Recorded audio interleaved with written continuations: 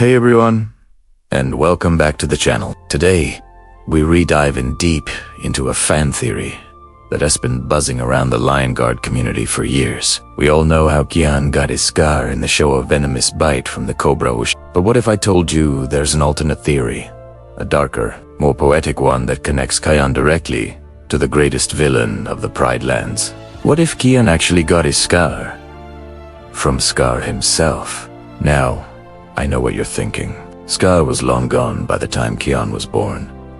How could he possibly have given Kion his scar? Well, that's where the magic and mystery of the Pride Lands come into play. This theory suggests that it wasn't a physical attack, but a spiritual one. Let's set the scene. In the first episode of the Lion Guard, Return of the Roar, Kion accidentally unleashes the spirit of Scar when he uses the roar of the elders in anger. We see Scar's fiery form appear in the volcano, brought back to a semblance of life by the very power that once defeated him. This is the crucial moment. The theory proposes that in this instant, as Scar's malevolent spirit was reawakened, it lashed out. Imagine this. A burst of dark, spiritual energy explodes from the volcano, unseen by anyone. This energy, fueled by decades of bitterness and a thirst for revenge, seeks a target. And who better to target than the son of Simba, the new leader of the Lion Guard, the one who just disturbed his rest.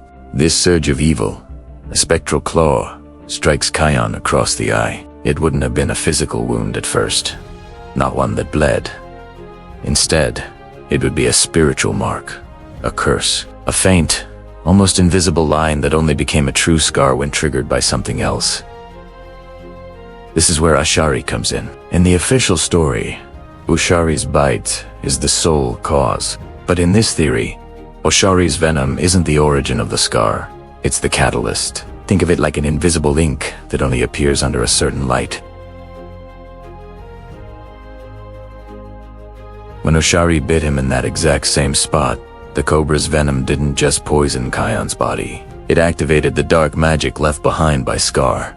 The venom reacted with Scar's spectral energy, causing the mark to physically manifest and fester into the scar we all know. This explains why the scar was so much more than a simple wound.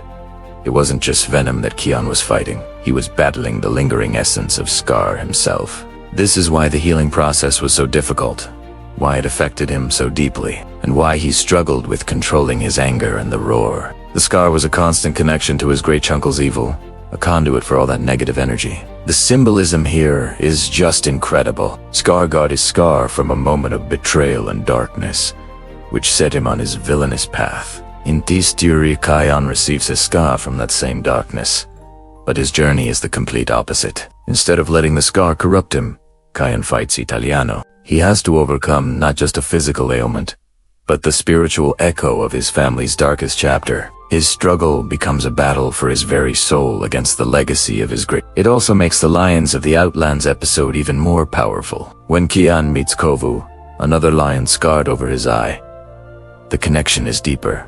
Both were marked by scars influenced Kovu physically by Zira, who was following Scar's ideology, and Kion spiritually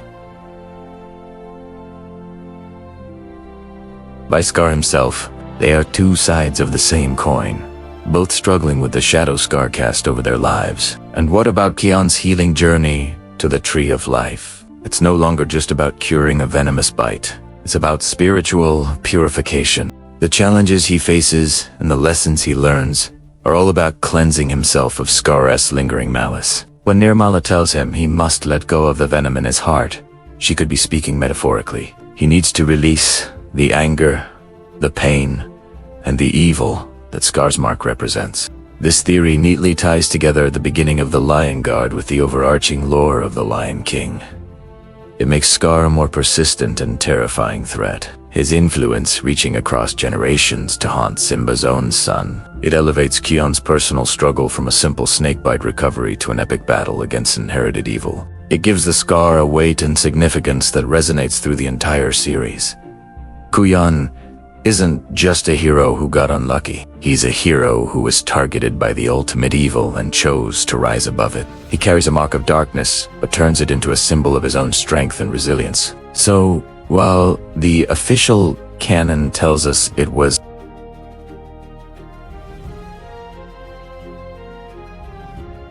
it connects the dots in a way that feels so poetic and fitting for the grand saga of the Lion King.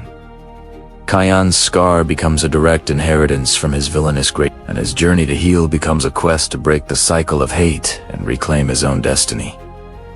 What do you guys think? Do you prefer the official story with Oshari, or does this spiritual attack from Scar make more sense to you? Revealing the heavy crown he wears and the ghosts he can't escape. Today, we're diving deep into Simba's nightmare, analyzing every frame to understand the psychological weight of his past and how it shapes his actions as a king and a father. Let's explore the haunting legacy of Mufasa's death and the long shadow of Scar. The nightmare begins with a scene etched into our memories, the wildebeest stampede. But this time, Simba is an adult, desperately trying to reach his father, Mufasa, who's clinging to the cliffside. The sound is overwhelming, the thunder of hooves.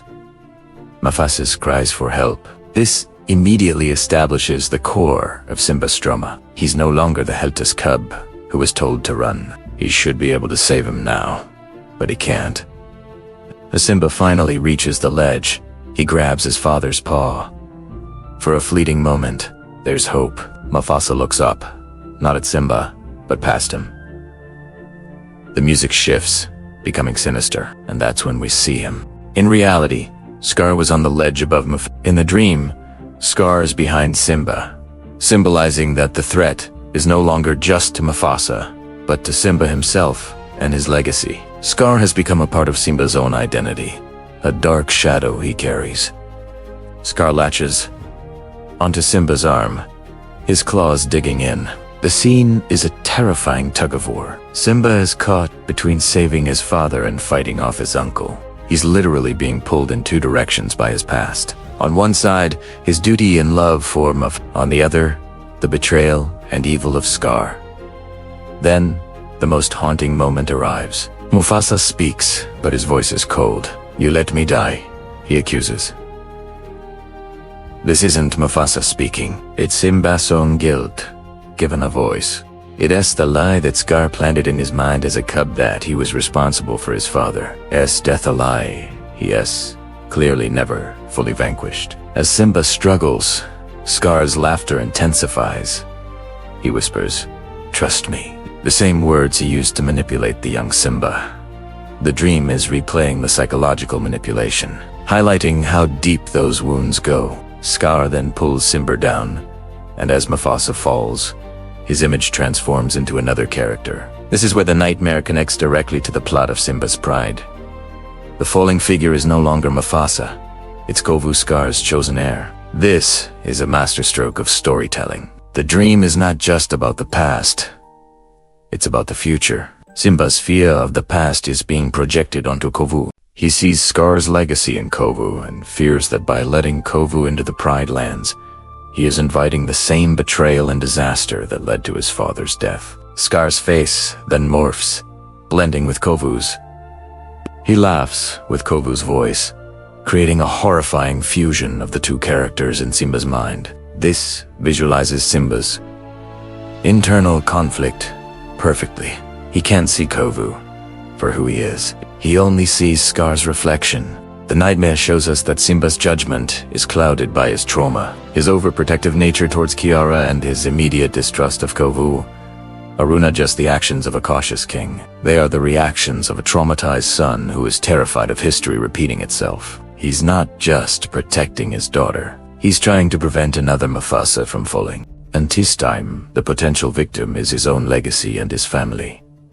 Then, the final, terrifying moment. As Kovu, the Scar Kovu, high-blood laughs, Simba loses his grip.